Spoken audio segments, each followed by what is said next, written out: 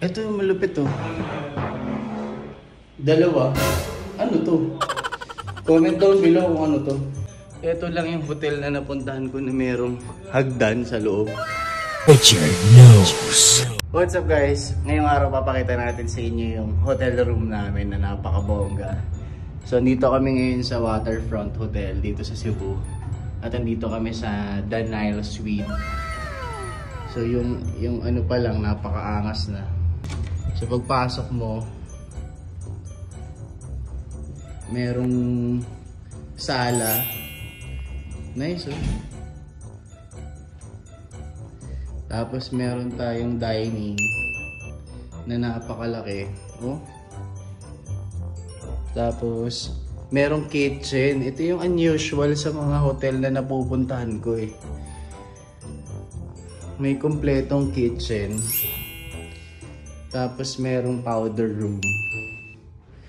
Mga mag-CR ng ihi-ihi tsaka number 2 lang yan dito. Tapos angas, grabe. Ayan yung living room. Tapos dito sa taas, dito meron ding dining sa ilalim ng hagdan. At doon kayo dito yung pinaka nakakatawa. Ito yung pinaka nakakaiba. Ito lang yung hotel na napuntahan ko na merong hagdan sa loob. Well, kung sanay kayo, ako kasi hindi. Grabe oh. So ito yung first room. Ito yung first room. Laki. Tapos ito yung pinaka bathroom. Tapos,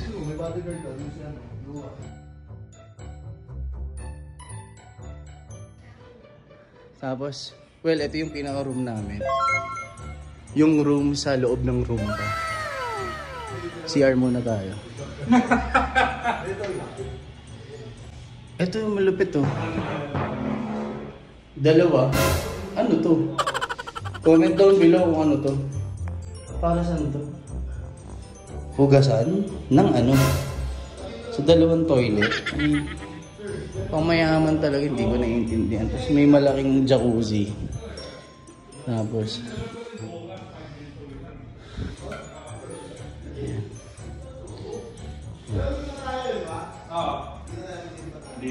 Tapos ito yung buong kwarto. Ayan. So yun lang. Bye bye.